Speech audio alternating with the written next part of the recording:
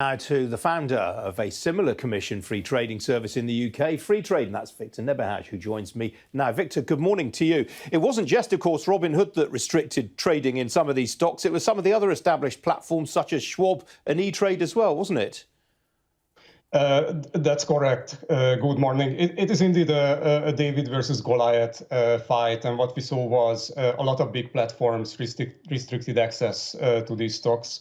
At Freetrade, we are taking the view that we are not in the business of telling our customers what to buy, what to sell, and then we are in the business of servicing them as well as possible. So we never restricted access. What we basically focused on was educating our customers on the risks. Our team basically split into two. One half was sending messages and focusing on education of our customers about the potential risks of chiming into this momentum trading. The other half of our team focused on honestly keeping the systems up. We saw a 10x increase in customer signups. In the previous days, we would see 3,000 customers signing up per day. We saw more than 30,000 just yesterday. That's very interesting. I mean, Viktor, before we get into that, I mean, there were a lot of wild conspiracy theories about Robinhood and why they did this yesterday. They didn't really have any choice, did they? Because they've got to have capital on hand in case they have to take any unsettled trades onto their book. Well, I think our American competitor slash commission-free trading platform did the decision they felt they had to do in the context of their business. I would not like to comment on the details of whether that was a good decision or a bad decision. What I can tell you is that we evaluated the situation, we assessed what we need to do, and we decided to be on the side of the retail customer. If they make a decision that they want to buy a GameStop stock or any other stock, we need to do our best to, one, provide continuous access, because resilience is really key.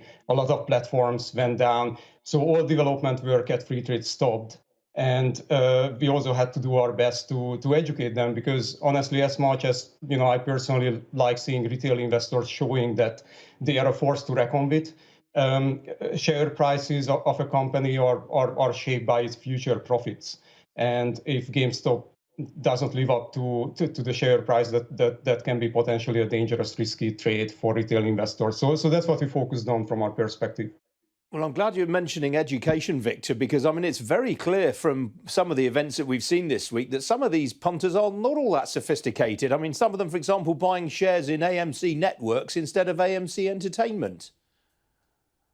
I think that's a fair point. Retail investors not all the same, but I'd caution against considering retail investors unsophisticated. But some of the analysis, some of the due diligence we see posted on Reddit or on our own forum that we run at Freetrade, they are fairly sophisticated. And at the same time, yes, it's a broad group. It's a very diverse group. It's basically everyone. And we need to do our best to provide education.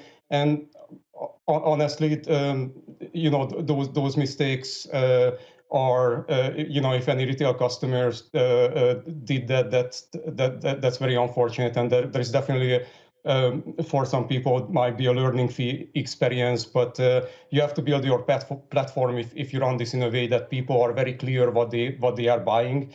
And education is continuous. It has to be continuous. That's what we are focusing on. We are sending newsletters to our customers that describe trends, present the bull case, present the bear case as well. It's very important to educate continuously. That's what we are focusing on. And Viktor, are you allowing your customers to trade on the traded options market, or are they just buying pure plain vanilla cash equities?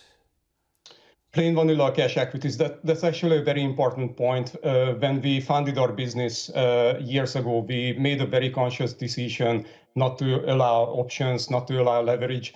To be honest with you, we consider them potentially toxic financial products. We don't want to see anyone who is using Freetrade get into debt, have really negative financial outcomes for themselves. And look, it's a tough decision, because we could make a lot more revenue if we had those products on the platform, but we'd rather have less revenue and build our business right and do right by our customers. Quite so, yes. They could make more money. They could suffer bigger losses too, couldn't they? Viktor, very good to see you. Thanks for joining me. Thank you.